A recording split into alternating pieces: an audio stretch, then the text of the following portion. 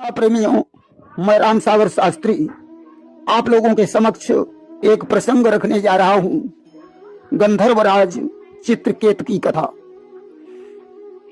देखिए, गंधर्व लोक में एक राजा हुआ चित्रकेतु, जिसने 1 करोड़ विवाह किए, परंतु कोई संतान नहीं हुई।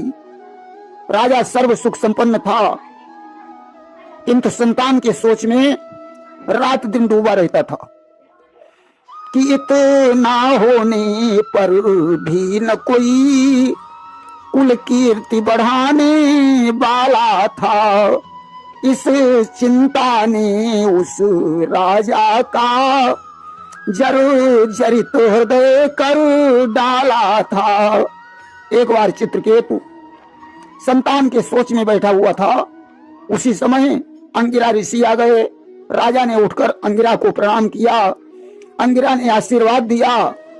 राजा का मुखमंडल देखकर उदासी का कारण पूछा।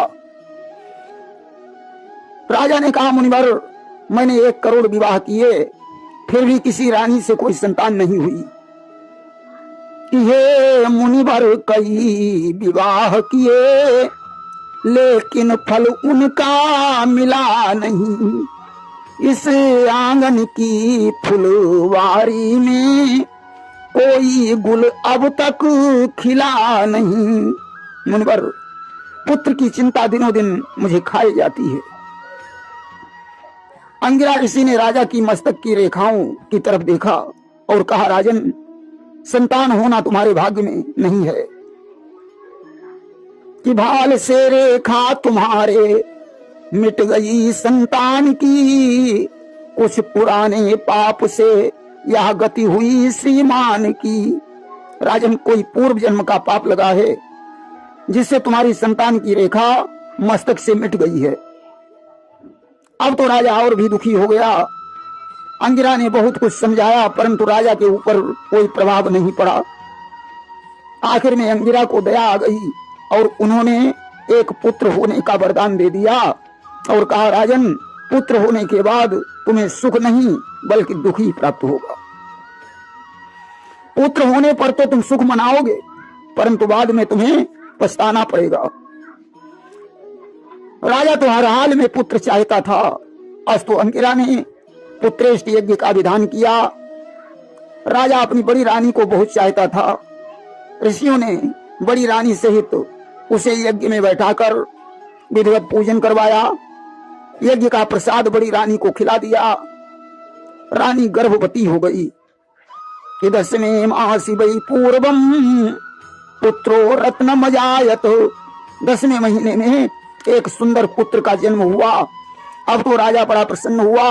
पुत्र के मुंह में पड़कर चित्रकेतु बड़ी रानी के महलों में ही बना रहता था। अब तो अन्य रानियां जलने लगी।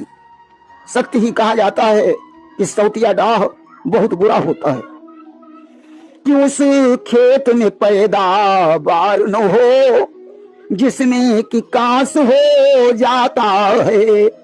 जिस घर में सौत रहे वो घर सब तरह नाश हो जाता है।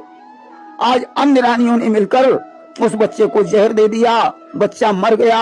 अब तो राजा विलाप करने लगा, रोते रोते मूर्छित हो गया।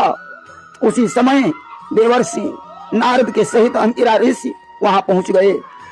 अंगिरा ने कहा, राजन, पुत्र का शोक छोड़कर भगवान का भजन करो। इस पुत्र ने तुम्हारे यहाँ जन्म लेकर अपना पूर्व जन्म का बदला चुकाया है। राजा ने कहा, मुनिवर, मेरे पुत्र को एक बार जीवित करके दिखा दो। नारद ने कहा, ठीक है, मैं तुम्हारे पुत्र को जीवित कर रहा हूं। आज कमंडल से जल लेकर मंत्र को पढ़कर जैसे ही नारद ने छिड़का, बच्चा जीवित हो गया। चित्रकेतु उस बच्चे से बोला, आओ पुत्र, मेरी गोद में बैठ जाओ।